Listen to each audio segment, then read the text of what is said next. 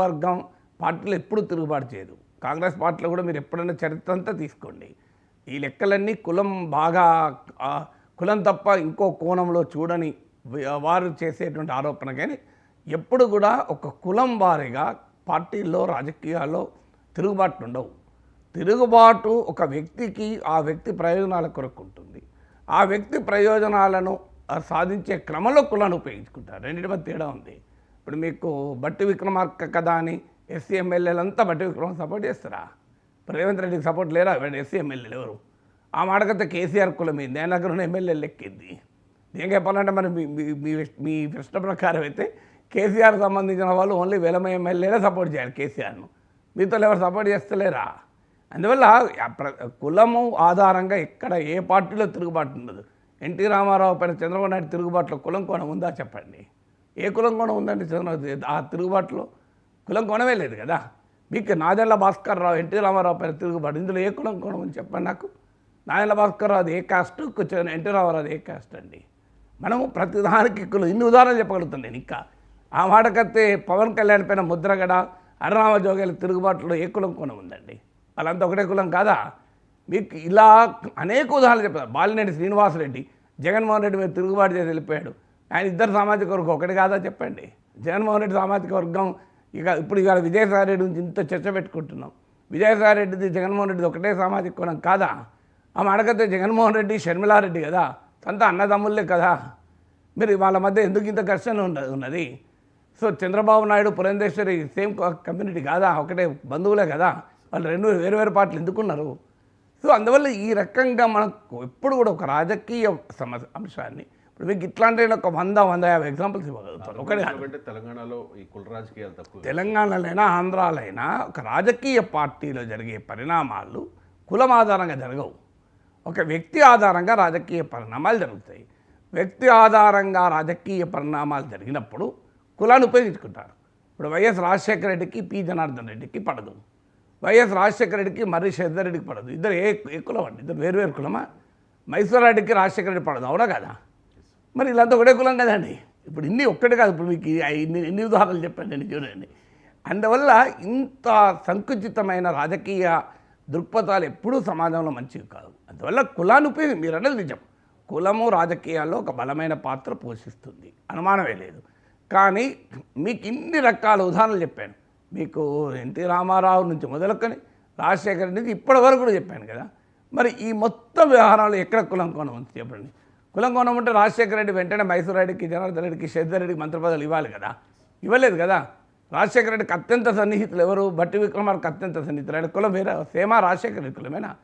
రాజశేఖర రెడ్డికి అత్యంత సన్నిహితులుగా ఉన్న వాళ్ళు వేరే కులం వాళ్ళు ఎంతమంది ఉన్నారు చెప్పండి?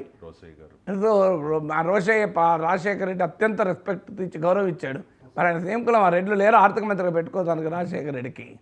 సో అది ఇదే కాదు, మీకు దాన నాగేంద్ర చాలా క్లోజ్ ఉంది రాజశేఖర రెడ్డికి. ఆయన కొరకు ఎమ్మెల్యే పదవి కూడా రాజీనామా చేశాడు. మరి దాన నాగేంద్ర రాజశేఖర రెడ్డి కులమా? ఇట్లా మనము అనేక ఉదాహరణలు చెప్పచ్చు. సేమ్ కులం ఉన్న శశిధర్ రెడ్డి జనార్దన్ రెడ్డి రాజశేఖర రెడ్డి ఉన్నంతకాలం పోరాడారు కదా. అదే సమయంలో రాజశేఖర రెడ్డికి డి శ్రీనివాస్కి మధ్య పడకపోవు. కానీ దాంట్లో కులం కాదు, ఇద్దరు రెండు వేరు గ్రూపులు. డి శ్రీనివాస్ బీసీ గనక, రాజశేఖర రెడ్డి రెడ్డి గనక, బీసీలంతా రెడ్ల పైన తిరుగుబాటు చేశారా? చేస్తే బీసీ నాయకులు లేరా? రాజశేఖర రెడ్డి మీద తిరుగుబాటు చేసిన వాళ్ళ మైసూర్ రెడ్డి ఉన్నాడు, జనార్దన్ రెడ్డి ఉన్నాడు, శ్రీధర్ రెడ్డి ఉన్నాడు. జనార్దన్ రెడ్డి మంత్రి పదవి వేలే కదా రాజశేఖర రెడ్డి. శాసనసభాపక్ష నేత పి జనార్దన్ రెడ్డి కాంగ్రెస్ పార్టీ తరఫున అంతకుముందు అసెంబ్లీలో శాసనసభాపక్ష నేత, ఆయన ఇవ్వలేదు కదా. అందువల్ల ఒక మీటింగ్లో మనం ఎందుకు నేను అంటున్నా అంటే లైవ్లో మనము ఒక రాంగ్ నోషన్ తెలుగు ప్రజలకు పోనివ్వకూడదు. కాంగ్రెస్ పార్టీలో జరిగిన అంతర్గత పరిణామం రేవంత్ రెడ్డి వర్సెస్ అదర్స్, రెడ్లు వర్సెస్ అదర్స్ అనే మీనింగ్ వచ్చేలా మీరు అడిగారు కానీ ఇంత చెప్పాల్సి వచ్చింది. ఆ రెండు రాంగ్. అది ఇద్దరు మంత్రుల పైన ఎమ్మెల్యేల అసంతృప్తి, ఆ ఎమ్మెల్యేలు రేవంత్ రెడ్డికి వ్యతిరేకులు కారు.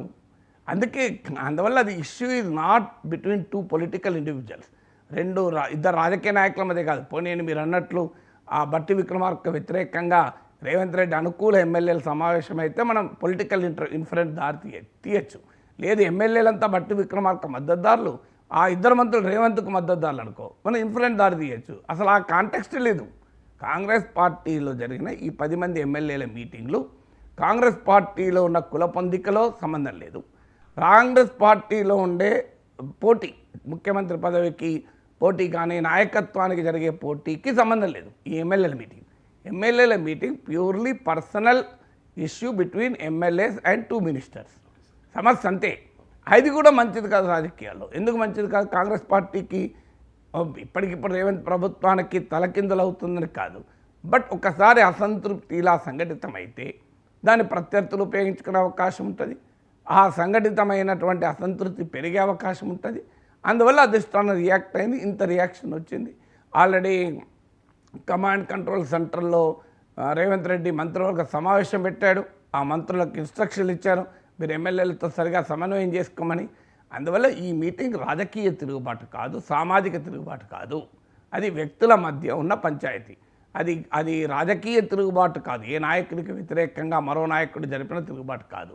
ఓ కులానికి సంబంధించిన వారు మరో కులంపై చేసిన తిరుగుబాటు కాదు. ఇది కేవలం ఇద్దరు మంత్రుల పట్ల కొంతమంది ఎమ్మెల్యేలకున్న అభ్యంతరాలు. వాళ్ళంతా కలిసి మాట్లాడుకోవడం కూడా సీరియస్ పొలిటికల్ అంశమే. ఎందుకంటే 10 మంది వేరే సెపరేట్గా మీటింగ్ పెడితే అది ఇష్యూ అవుతుంది కదా. అందువల్ల రహస్యమే ఉన్న మీటింగు అందరికి ఇది మనకే తెలిసిన రహస్యం. ఇది రహస్య భేటీ అంటున్నాను. రహస్య భేటీ అయితే మనకే లేస్తుంది, మనకు తెలియదు కదా. పేర్లతో సహా మీడియాలో వచ్చాయి కదా. అలా పేర్లతో సహా వచ్చినాక ఇంకా రహస్యం ఏంటి? పేర్లతో కనీసం మీటింగ్ జరిగిందన్న వార్త బయటకు రావచ్చు. మీటింగ్ జరిగిందనే వార్త బయటకు రావాలనే ఉద్దేశంతో మేబీ లీక్స్ ఇచ్చి ఉండొచ్చు. పేర్లు ఇవ్వరు కదండి. లీక్స్ ఇవ్వాలంటే పేర్లు ఇవ్వాలి. లీక్స్ ఇస్తే రహస్యమే కాదు, రహస్యం అయితే లీక్స్ ఇవ్వరు. సింపుల్ కదండి. ఇప్పుడు మీకు నీళ్ళు పోవద్దు అంటే దానికి రంధ్రం పొడవరు. రంధ్రం పడితే నీళ్ళు పోవద్దని ఎవడని అనుకుంటాడా అని చెప్పండి. ఏ కామన్ సెన్స్ ఉన్నవాడైనా నీళ్ళు పోవద్దు కానీ నేను రంధ్రం పొడుస్తా కుండకు అనుకుంటాడా? కుండకు రంధ్రం పడితే నీళ్ళు పోవాలని పడుస్తాడు. రంధ్రం పొడవకపోతే నీళ్ళు ఉండాలని పొడుస్తాడు. వాళ్ళు నిజంగానే బయటికి పోవద్దు అనుకుంటే లీకే చేయరు. రహస్యం అనుకుంటే లీక్ చేయరు. లీక్ చేస్తే రహస్యం కాదు. సింపుల్ థింగ్ కదా. లీక్ చేసినాక రహస్యం ఎక్కడ అవుతుంది? పేర్లతో సహా వచ్చినాక. అందువల్ల నాకు అర్థమైంది అయితే 10 మంది కొంతమంది ఎమ్మెల్యేలు సహజంగా వాళ్ళ గ్రీవెన్సెస్ ఉంటాయి. మంత్రుల దగ్గర పనులు కాకపోవడం, పనులు ఫైల్ కదలకపోవడం, ఇవన్నీ రాజకీయాల్లో, పాలనలో, రాజకీయ సంస్కృతిలో సహజమైన అంశాలే. ఏ పెద్ద కాంగ్రెస్ పార్టీ ప్రభుత్వం మొదలు కాలేదు, కాంగ్రెస్ పార్టీతో ఎండ్ కాలేదు. మీకు ప్రాంతీయ పార్టీలకు వచ్చేవరకు ఏమవుతుందంటే ఎక్కడో చోట అది క్లోజ్ అవుతుంది. ఇప్పుడు ఉదాహరణకు మీకు బీఆర్ఎస్లో ఇలాంటి ఆరోపణ ఉందనుకోండి, ఒక ఇద్దరు మంత్రుల పైన, వాళ్ళు వెంటనే వెళ్ళి కేసీఆర్కో, కేటీఆర్కో, హరీష్ రావుకో చెప్తారు. There ends the matter. వాళ్ళు ఇంటర్వ్యూన్ అవుతారు. వాళ్ళ మంత్రుల్లో, ఎమ్మెల్యేలో ఎవరినో అన్ని సంతృప్తి పడతారు, వాళ్ళను లేదంటే యాక్షన్ తీసుకుంటారు. ఒక ప్రాంతీయ పార్టీలోమో ఈ రకమైన డిసెంట్ వచ్చినప్పుడు సెపరేట్గా సమావేశం కారు. డైరెక్ట్ వెళ్ళి కేసీఆర్తోనో, కేటీఆర్తోనో, హరీష్ రావుతోనో సమావేశం అవుతారు. వాళ్ళు సెపరేట్గా గండిపేటలో మీటింగ్ కారు బీఆర్ఎస్లో. ఎందుకంటే గండిపేటలో మీటింగ్ అవడం వల్ల ఉపయోగం ఏమున్నది? వాళ్ళకి ఇప్పుడు కేసీఆర్, కేటీఆర్, హరీష్ రావు ముగ్గురు ఉన్నారు కదా. ముగ్గురులో ఎవరితోనో సమావేశం అయితే సమస్య పరిష్కారం అయిపోతుంది కదా. అది ప్రాంతీయ పార్టీ లక్షణం. ఇప్పుడు చంద్రబాబు నాయుడుతోనో, లోకేష్తోనో సమావేశం అయితే సమస్య పరిష్కారం అవుతుంది. కానీ ఇక్కడ సమస్య వచ్చే వరకు ఏంటంటే కాంగ్రెస్ పార్టీ అది జాతీయ పార్టీ కనుక దీంట్లో ఎవరితో సమావేశం కావాలి వాళ్ళు ఇప్పుడు. సో అందువల్ల వాళ్ళు సెపరేట్గా సమావేశమయ్యారు. సెపరేట్గా సమావేశమై చర్చించుకున్నమా నిజం. కానీ అది పొలిటికల్ తిరుగుబాటుగా లేదా సామాజిక తిరుగుబాటుగా దాన్ని కలరింగ్ ఇవ్వడం అనేది అది సరైనటువంటిది కాదు, వాస్తవం కూడా కాదు. అండ్ ఇంకొకటి అంటే ఇప్పటికి బీఆర్ఎస్ నుంచి వచ్చిన 10 మంది ఎమ్మెల్యేలు కాంగ్రెస్కి మద్దతు ఉంది కాబట్టి ఏదో ప్రభుత్వం పడిపోతుందనో ఇటువంటి ఛాన్స్ అయితే లేదు. కానీ స్థానిక సంస్థల ఎన్నికలు ఈ ఫిబ్రవరిలో ఉండబోతూ ఉన్నాయి అనేది జరుగుతున్న ప్రచారం సార్. సో స్థానిక ఎన్నికలకు ముందు ఈ ఎమ్మెల్యేలు భేటీ అవ్వడం, రాజకీయాలు ఎన్నికలు లేని ఇప్పుడు చెప్పండి నాకు. ఎన్నికలు ఎప్పుడూ ఉంటాయి. స్థానిక ఎన్నికలకు ముందైనా తర్వాత అయినా ఇష్యూలు ఇది స్థానిక ఎన్నికల అభ్యర్థుల గురించి పంచాయతీ కాదు. మొదటి పాయింట్. స్థానిక ఎన్నికల గురించి పంచాయతీ అయింది ఎవరి టికెట్లు ఇవ్వాలని. సో ఆ పంచాయతీ కాదు ఇది. తర్వాత వాళ్ళందరూ రేవంత్ రెడ్డి ప్రభుత్వాన్ని మద్దతు ఉపసంహరించుకుంటామని సమావేశం కాలేదు. అందుకే మీరు ఇప్పుడు ఈ క్వశ్చన్ నెక్స్ట్ క్వశ్చన్ ఇది వచ్చింది కదా, రేవంత్ ప్రభుత్వానికి ప్రమాదమా అని. అందుకే నేను ఇంత విశ్లేషణ ఇవ్వాల్సి వచ్చింది. మీరు రేవంత్ ప్రభుత్వానికి ప్రమాదమా అనే ప్రశ్న ఎప్పుడు ఉత్పన్నమవుతుంది? వాళ్ళు రేవంత్ రెడ్డి పైన అసంతృప్తి అయితే ఉత్పన్నమవుతుంది, రేవంత్ రెడ్డికి వ్యతిరేకంగా తిరుగుబాటు అయితే ఉత్పన్నమవుతుంది. రేవంత్ రెడ్డి సామాజిక వర్గానికి వ్యతిరేకంగా మిగతా సామాజిక వర్గాలు ఏమైనా కలిస్తే అర్థం ఉంటుంది. రాజకీయాల్లో సామాజిక వర్గాల కొరకు ఎవడు పనిచేయడు. తమ కొరకు సామాజిక వర్గాలు ఉపయోగించుకుంటారు. తమ అవసరాల కొరకు, తమ ప్రయోజనాల కొరకు సామాజిక వర్గాలు ఉపయోగించుకుంటారు. ఇన్ని ఉదాహరణలు చెప్పాడు. అందువల్ల ఇది పొలిటికల్గా రేవంత్ రెడ్డి ప్రభుత్వ స్థిరత్వం అనే చర్చ సమస్య కాదు. అది కాంగ్రెస్ పార్టీ పైన అసంతృప్తి కాదు, రేవంత్ రెడ్డి పైన అసంతృప్తి కాదు, కేసీఆర్ మీద ప్రేమ కాదు, బీజేపీ పైన మనసు కాదు. అది it is only an issue between 2 ministers and MLAs. Issue కూడా పొలిటికల్ కాదు. ఇష్యూ ఈజ్ పర్సనల్, పనులు, పైరవీలు, ఫైళ్ళు, వ్యవహారాలు. ఇది ఇష్యూ. ఆ ఇష్యూ పొలిటికల్ కలర్ తీసుకుందా? ఇప్పటివరకే తీసుకోలేదు. తీసుకుంటుందా? ఇప్పటికిప్పుడు రేవంత్ రెడ్డి ప్రభుత్వాన్ని మీరు అన్నట్లు 65 మంది ఎమ్మెల్యేలు కాంగ్రెస్ పార్టీకే ఉన్నారు. ఒక సిపిఐ ఎమ్మెల్యే ఉన్నారు 66. అవసరం వస్తే మద్దతు ఇవ్వడానికి ఎంఐఎం ఎమ్మెల్యేలు ఉన్నారు 73. 10 మంది బీఆర్ఎస్ ఎమ్మెల్యేలు ఉన్నారు 83. మళ్ళీ ఈ 10 మంది హాజరైన వాళ్ళలో బీఆర్ఎస్ నుంచి వచ్చిన వాళ్ళు ఉన్నారా? పోనీ అట్లన్నా కొంత మనకు పొలిటికల్గా విశ్లేషణకు ఉపయోగపడుతుంది. అంటే బీఆర్ఎస్ నుంచి ఫిరాయించిన 10 మంది ఎమ్మెల్యేలు సెపరేట్గా మీటింగ్ పెట్టుకుంటే ఎస్, అదొక లాజిక్. లేదు, బట్టి విక్రమార్క మద్దతుదారులు 10 మంది సెపరేట్గా మీటింగ్ పెట్టుకుంటే yes, that's a point. So అది ఏది కాదు కదా ఇది. సో వాళ్ళంతా బీఆర్ఎస్ నుంచి వచ్చిన వాళ్ళు ఏం కాదు కదా. ఇప్పుడు ఆ 10 మంది పేర్లు మీరు చూడండి, బీఆర్ఎస్ నుంచి వచ్చిన వాళ్ళు కాదు, కాంగ్రెస్లో గెలిచిన వాళ్ళే ఉన్నారు అలా.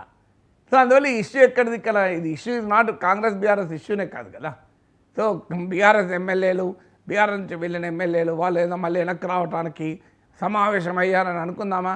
అవకాశం లేదు.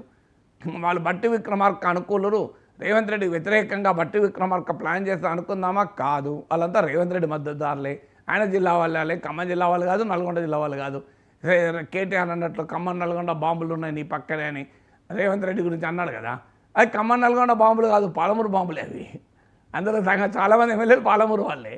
సో మన ఏ లాజిక్, ఏ ప్రాతిపదిక? పోనీ బీఆర్ఎస్ నుంచి వెళ్ళిన వాళ్ళంటే వాళ్ళు గారు. ఆ 10 మంది పేర్లు మీకు మీడియాలో వచ్చినాయి కదా, మా అన్ని పేర్లు మీడియాలో వచ్చినాయి. నేను చెప్పేది ఏం లేదు, అది ఎంత నిజమో నాకు తెలియదు కనుక నేను ప్రత్యేకంగా ధృవీకరించడం లేదు. కానీ అన్ని పత్రికల్లో వచ్చినాయి పేర్లు. సో పేర్లు కూడా దాదాపు అన్నీ ఒకటే సేమ్ పేర్లు వచ్చాయి, పేర్లలో కూడా తేడా లేదు. సో మీరు కూడా కావాలంటే చదవచ్చు ఆ పేర్లు జనానికి. అందులో ఎవరు బీఆర్ఎస్ నుంచి వచ్చిన ఎమ్మెల్యేలు కాదు, ఖమ్మం నల్గొండ బాంబులు కాదు, బట్టి విక్రమార్క మనుషులు కాదు, రేవంత్ రెడ్డి వ్యతిరేక సామాజిక వర్గము కాదు. వాళ్ళు ఇక మరి సమస్య ఎక్కడిదండి? ఇక సమస్య మనం సృష్టించుకోవడం తప్ప. అయితే ఏదైనా 10 మంది ఎమ్మెల్యేలు ఒక చోట కూర్చొని పార్టీ అధిష్టానానికి, పార్టీ నాయకత్వం సంబంధం లేకుండా ఒక గ్రీవెన్స్ పైన మాట్లాడుకోవడమే పార్టీలో అది ప్రమాద సంకేతం, అనుమానం లేదు. అది స్థానిక ఎన్నికలకు వచ్చే వరకు ఆ ఇష్యూ రాదు. ఎందుకు రాదు అంటే ప్రతి ఎమ్మెల్యే తన ప్రాంతంలో స్థానికంగా గెలిపించుకోవాలని చూస్తాడు కదా. ఇప్పుడు తాను గెలవకపోతే స్థానికంగా సర్పంచులు, మీకు ఎంపీటీసీలు, జడ్పీటీసీలు ఒక ఎమ్మెల్యే అసెంబ్లీ సెగ్మెంట్లో గెలవకపోతే నష్టం ఎవరికండి? రేవంత్ రెడ్డికి నష్టం. నష్టం ఆ ఎమ్మెల్యేకే. ఇప్పుడు జడ్చర్ల ఎమ్మెల్యే ఉన్నాడు, జడ్చర్ల శాసనసభ నియోజకవర్గంలో ఉన్న సర్పంచులు, ఎంపీటీసీలు, జడ్పీటీసీలు గెలవలేదనుకో, లాస్ రేవంత్ రెడ్డి కండి. తన రాజకీయ పట్టుకోల్పోతాడు కదా. అది ఏ ఎమ్మెల్యే చేసుకుంటాడు? అందువల్ల స్థానిక ఎన్నికలకు దీన్ని లింక్ చేసి చూడడంలో ఇది ఈ సింపుల్ పొలిటికల్ కామన్ సెన్స్. ఏ ఎమ్మెల్యే కూడా స్థానికంగా తన పట్టు కావాలని కోరుకుంటాడు తప్ప తన పట్టు కోల్పోవాలని కోరుకుంటాడా? మీరు ఈ ఇష్యూ ఎప్పుడు వస్తుంది? నిజంగానే ఒక 2, 3, 5 బై ఎలక్షన్స్ ఉన్నాయనుకోండి, ఎమ్మెల్యే బై ఎలక్షన్స్, డెఫినెట్గా ఇది ఇబ్బంది అవుతుంది. ఇలాంటి మీటింగ్లు స్థానిక ఎన్నికలపైన ప్రభావం చూపవు. ఎందుకు చూపవు అంటే స్థానిక ఎన్నిక స్థానిక కదా. ఇప్పుడు ప్రతి ఎమ్మెల్యేకు తన శాసనసభ నియోజకవర్గంలో తన పార్టీకి చెందిన సర్పంచులు ఉండాలి, ఎంపీటీసీలు ఉండాలి, జడ్పీటీసీలు ఉండాలని కోరుకుంటాడు కదా. రేవంత్ రెడ్డి మీద కోపమే ఉందనుకుందాం, పొంగులేటి శ్రీనివాసరెడ్డి మీద కోపమే ఉందనుకుందాం, ఏ ఒక్క ఎమ్మెల్యేకు బట్టి విక్రమ మీద కోపమే ఉందనుకోండి, తన అసెంబ్లీ సెగ్మెంట్లో జడ్పీటీసీలు, ఎంపీటీసీలు ఓడిపోవాలని చూస్తారండి ఎవరన్నా? పొంగులేటి శ్రీనివాసరెడ్డి మీద కోపంతో జడ్చర్ల ఎమ్మెల్యే తన అసెంబ్లీ నియోజకవర్గంలో సర్పంచులు గెలవద్దని చూసుకుంటాడా? ఇది సింపుల్ కదండి. కాస్తంత ఆలోచిస్తే అర్థమవుతుంది కదా. అందువల్ల స్థానిక ఎన్నికలకు దీనికి సంబంధమే లేదు. స్థానిక ఎన్నికలు డిస్టర్బ్ అయ్యే అవకాశం లేదు. స్థానిక ఎన్నిక ప్రతి ఎమ్మెల్యే తన అసెంబ్లీ సెగ్మెంట్లో అత్యధిక సర్పంచులు, అత్యధిక ఎంపీటీసీలు, అత్యధిక జడ్పీటీసీలు తన పార్టీలు గెలవాలని ట్రై చేసుకుంటాడు. వేరే ఎమ్మెల్యే పక్క ఎమ్మెల్యే మీద కోపం ఉన్నా అదే చేస్తాడు, మినిస్టర్ మీద కోపం ఉన్నా అదే చేస్తాడు, సీఎం మీద కోపం ఉన్నా అదే చేస్తాడు, చివరకు ఆయనకు పార్టీ మీద కోపం ఉన్నా మొదలు గెలిపించుకోవాలని చూస్తాడు. ఎందుకంటే గెలిపించుకుంటే కదా వాళ్ళందరితో పాటు బయటకు వచ్చేది. సో పార్టీ మీద కోపం ఉన్నా రేపు తెల్లారితే ఫిరాయించేవాడైనా మొదలు పార్టీని గెలిపించుకోవాలి స్థానిక సంస్థలు అనుకుంటాడు. ఎందుకంటే పార్టీ అంటే ఎవరు? తన వాళ్ళే కదా, వేరే వాళ్ళు కాదు కదా. ఇప్పుడు ఒక ఎమ్మెల్యే కాదని ఏ పార్టీ కూడా స్థానిక సంస్థల్లో అభ్యర్థులకు టికెట్లు ఇవ్వవు. ఏ పార్టీ ఇవ్వదు, ఎందుకంటే అక్కడ ఎమ్మెల్యే బాస్ కదా. సో అందువల్ల ఎవరన్నా 10% 20% ఆ ఎమ్మెల్యే వ్యతిరేక గ్రూప్ వాడు ఉంటే వస్తే రావచ్చు, కాదని అనను. కానీ మ్యాక్సిమం మెజారిటీ ఆ ఎమ్మెల్యే కోరుకున్న వాళ్ళే ఉంటారు. ఇక మరి ఎమ్మెల్యే ఎందుకు ఓడించుకుంటాడండి? ఎవరి మీద కోపంతో ఎమ్మెల్యే తన మనసును ఓడించుకుంటాడా? అందువల్ల స్థానిక ఎన్నికలకు ఈ పరిణామాలకు ఎలాంటి ప్రభావము సంబంధం ఉండదు. రైట్. ఇక 50,65,000